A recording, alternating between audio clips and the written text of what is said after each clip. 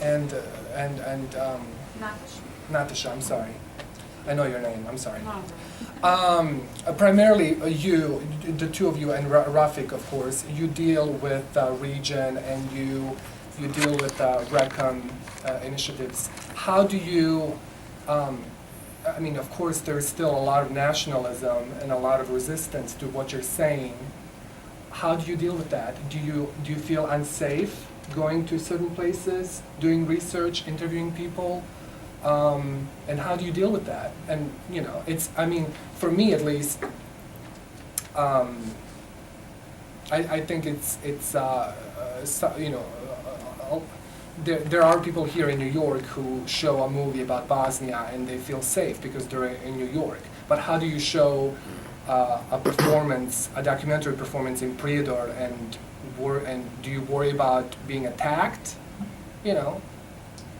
Let's first make it. Can I, as a moderator, first say that with all my love for Daria, she's not on the panel. So if she has something to offer, feel free, but I would like to make sure we address questions to the panelists. So Katerina has certainly something to say on the issue of research into RECOM, but Natasha, go ahead first.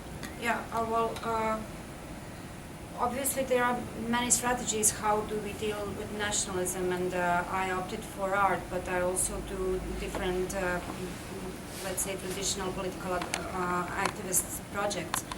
And the issue of fear and security, well, regarding the performance in Prijedor, let's see if we are going to make it for a beginning, and it partly depends on the providing funding for such adventure, and partly on the local responses as well. But about the personal security and fear, honestly, I've been going around the region and going to Kosovo and Sarajevo right after the war with my Cyrillic diplomas and my wrong name and surname, and I never had any problem, and I never felt the fear, because, I don't know, I mean, it can happen here and there, but amazingly enough, no matter how bloody our conflict was, there are not so many so serious attacks on human rights activists and journalists, with the exception of few and very serious, but it's not like something that concerns me. Katerina, do you have any problem? Me doing research there, no, I mean, not at all, and I never felt threatened, even when I speak about my research openly.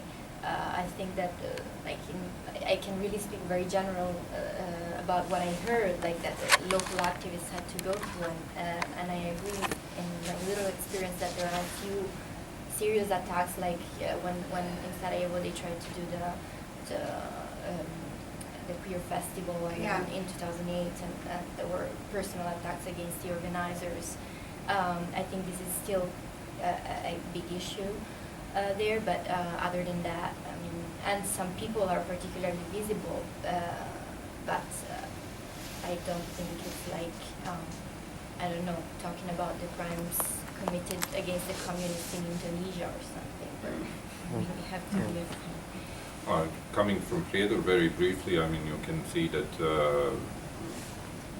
there are activist interventions in Prijedor. Exactly. In face of the open denial or even resistance from the municipal authorities, police banning such things, but still there were broken windows, there were threats. Again, I would say, having now worked in various different countries around the world, nothing unusual. And being from Prijedor myself, I've been working for the ICTY, which is, my neighbors used to call me, forget what they used to call me, it's not a very nice word, but basically that I was out there hunting Serbs and Yet never, ever have I had anyone attack me or do any physical harm.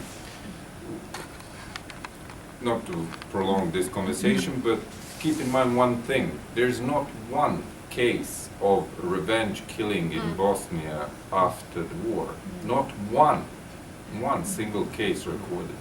So that is, I would say, a direction for study in itself.